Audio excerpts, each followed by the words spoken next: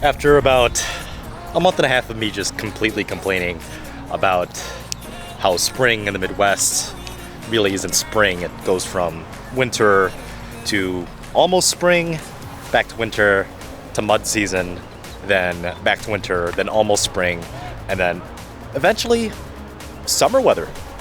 Well, it's May 12th, and this is perfect outdoor tennis at my home outdoor courts in Brookfield, Wisconsin. If you guys haven't already, do me a favor, hit like, hit subscribe, and hit that notification bell for more original tennis content, such as this Yonex Vcore 98 review. Now, from the baseline, which is obviously the most important and probably the biggest aspect when it comes to choosing or judging or critiquing a tennis racket, this is a very, very fast-feeling racket. It almost feels like a 95 square inch racket. And I also did review the Vcore 95. If you haven't checked that out already, it's going to be in this corner. It was pretty well received. So this slightly bigger version of that 95 Vcore Yonex is actually just as fast through the air. I don't know if it's the aerodynamics of the kind of like almost like pure arrow-like part of the throat on the shaft. Nice. It's quick through the air. It definitely feels like a smaller head size, very sleek, and you're never, ever gonna feel like you're just a little bit too late, even if you're on defense. Now, the spin was significantly better than my Pure Aero VS. It almost feels like, again, a Pure Aero or almost like a Pure Drive 16 by 19. It's very forgiving, it's very plush, and even if you hit the ball a little bit towards the tip, nice, tip, it doesn't feel jarring at all. For, I believe this is a 66 stiffness RA rating. I'll leave more infographics on the stiffness and the specs of this. It feels almost like a 63 or maybe even 64. It feels a lot more flexible and a lot more forgiving than my current racket, the Pure Aero VS. Now, the topspin is good. It's very plush, it's very comfortable, easy to swing.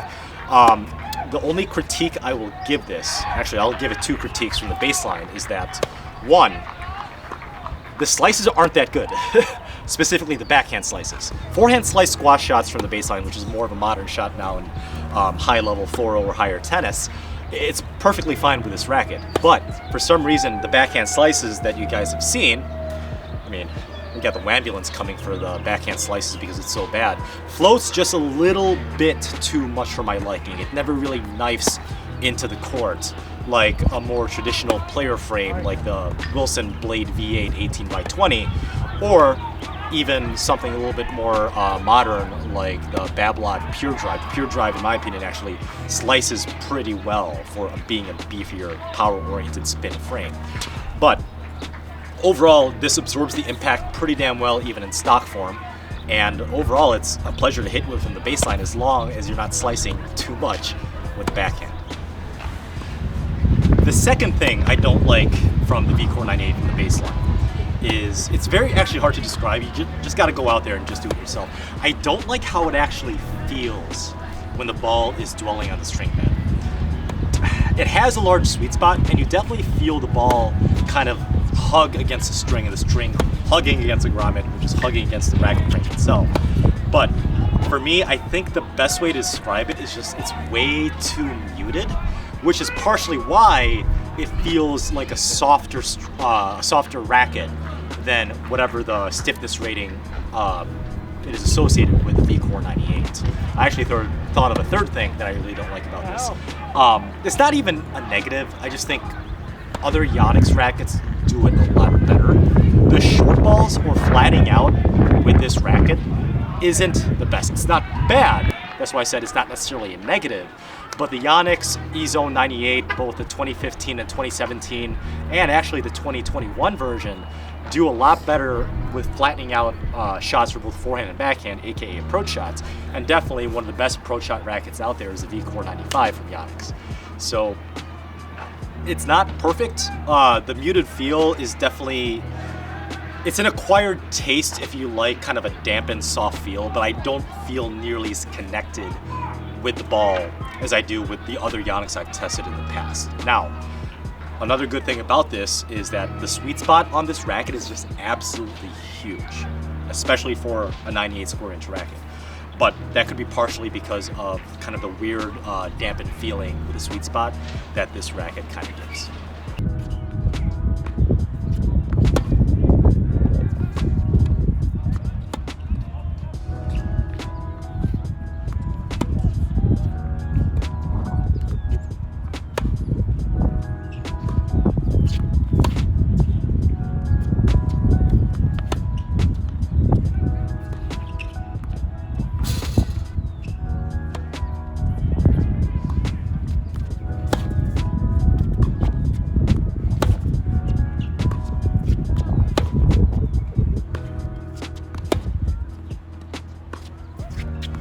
But with that out of the way, let's see how this does at the net.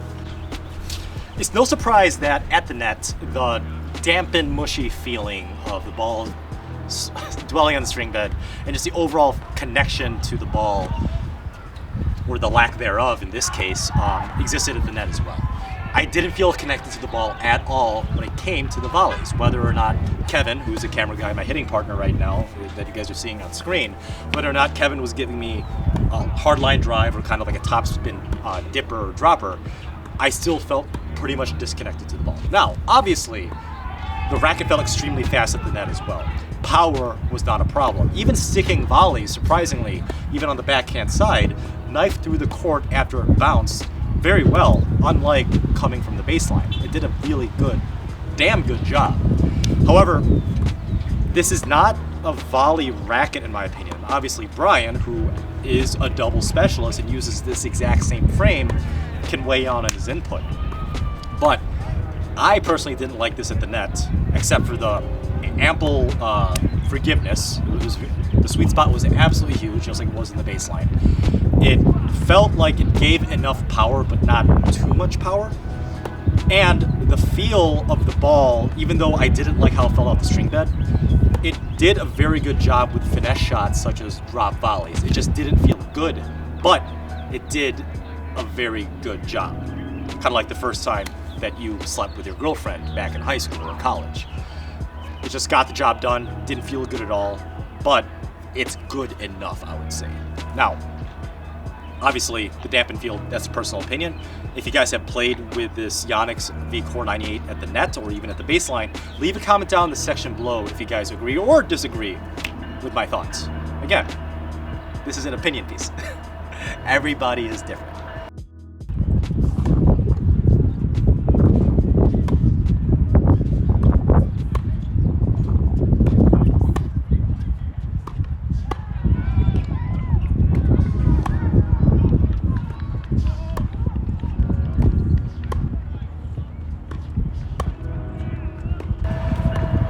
But let's try this on the most important shot in the game. The serve, and the second most important, the serve shorts. Hey look, Trey! For a more modern type of racket line like the Vcore, again, no surprise that this is a really, really good racket for serving. Specifically, first serve, the flat serves were fantastic. Had almost as much power as I would say, like almost like the regular pure drive for the flat serves. But the thing that really surprised me the most with the serves of this racket is the amount of kick, topspin and kick that you could get for being only a 98 square inch and a relatively modest but not too thick of a beam. This is not necessarily like a power-oriented frame, but given the Yonex lines, the Vcore, which this belongs to, is probably the most powerful, more Babylon-like type of racket. Now, I would say the only critique I would give this is, as I said, it's really good for flat serves. Probably the best kick serve in terms of racket and spin potential I've ever played with. More so than any racket that I've play tested on this channel so far. The only critique I would give this is, for some reason, although the kick serve was really good with this racket, the slice serve wasn't that good, which is kind of weird because the kick serve and the slice serve, if you think about it, they're two sides of the same coin, where if one is good, the other should be good as well, but for some reason I wasn't finding it too much. Again, the slice serve wasn't bad, it just wasn't nearly as good as the kick serve I was able to feel and put on the ball.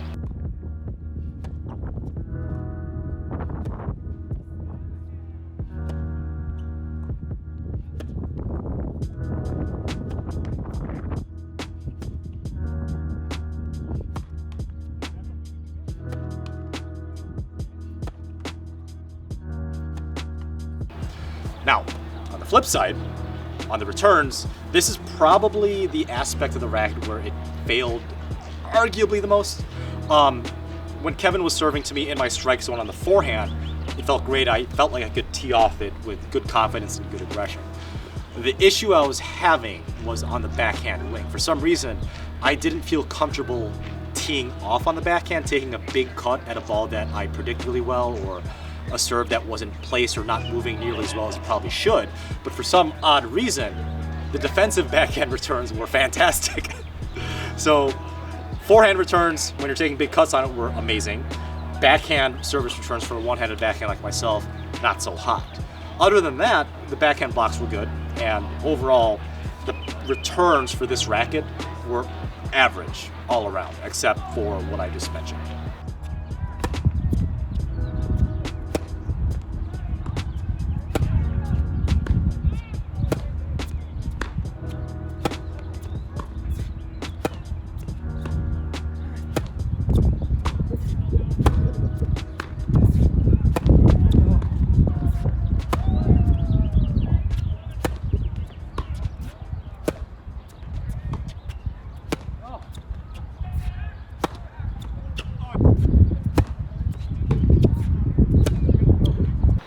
So that pretty much wraps up my thoughts on the Vcore 98.